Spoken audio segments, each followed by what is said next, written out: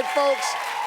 Listen, the holiday shopping season can really take a toll on your wallet if you're unprepared. Now, today I've got two financial gurus here to share how everyone can get the most bang for their buck and avoid overspending. Please welcome America's money maven and best-selling author of Real Money Answers for Every Woman, Patrice Washington.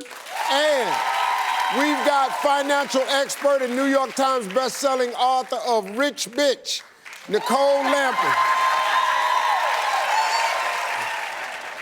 So Patrice, let's talk to you first. What's the first thing that shoppers should do this season?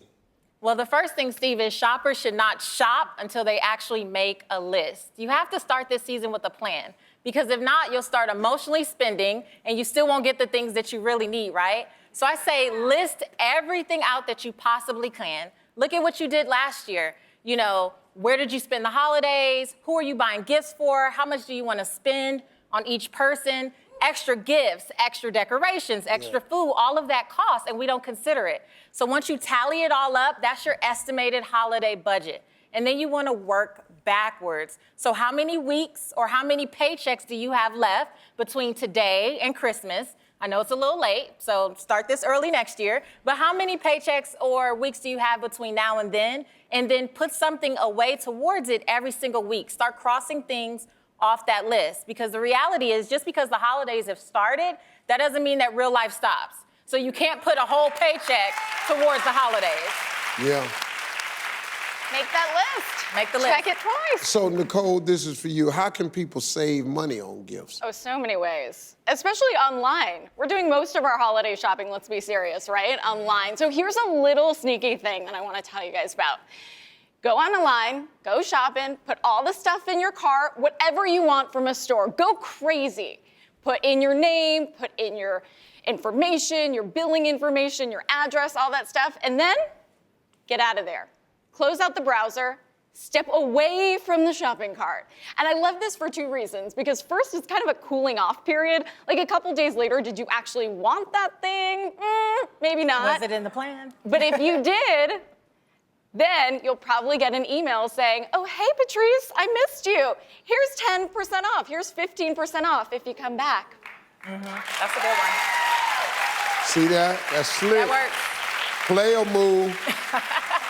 All right, Patrice, I'm a fan of layaway. I was raised on layaway. My family, we survived because of layaway. That's gone away a lot of places now, but some people have brought it back. Is layaway a good option for holiday shopping? Look, layaway is definitely back, and I'm old school too. I'm a fan of layaway, because if it's gonna help you stick to the plan and not go overboard, then why not use it? The only thing is that you have to look at the fine print, right? So you can't go in, see something on sale, and then say, I'm gonna get it on layaway and not pay attention to any of the fees that might be associated with having it there.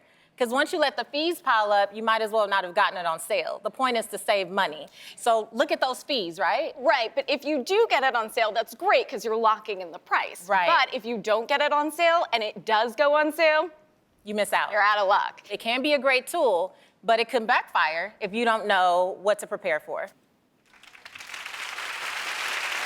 What can people do to have just worry-free holidays? The thing is, you just really have to commit to not overspending. Like, I get it's the holidays, but I think we tend to go overboard. Am I right? Like, sometimes we go a little too overboard. And the reality is, if you create the plan and you stick with it, and you also remember that this is about friends, it's about family, it's about creating memories. It's not about going broke trying to buy gifts that people don't even want. And I think that sometimes we forget that we can offer our own time, our own expertise. You have a friend or a family member who needs something that you have, whether that's your organization skills, or maybe they just need a babysitter, or maybe they need a little handyman help, or you can teach your girlfriend how to do her own makeup, something that's gonna help them and take them into the new year. It's not about whether you have the money or not, it's about being thoughtful with what you're offering, because more stuff doesn't help. Okay, but let me say this though. Here's what I think really happens to people. Most people overspend when those same people never get overspent on. if you know what I mean. You find yourself, you trying to make sure don't nobody feel left out. So you want to get everybody something in case they come over to the house, they have something to open. Then they come over to the house, they ain't bought you nothing to open. Right. Here's my rule. If you have not talked to a person in 7, 8 months, they should not be on your Christmas list. Agreed. Well, what have we learned here? Don't buy nobody nothing. Everybody come over and get a slice of pound cake. I think these tips can be helpful, though. I really do, because, man, don't throw yourself into hock this holiday season. Because now you got to mess around, and now your whole income tax check is spent getting yourself straightened back out, and when the income tax should be a way for you to get ahead.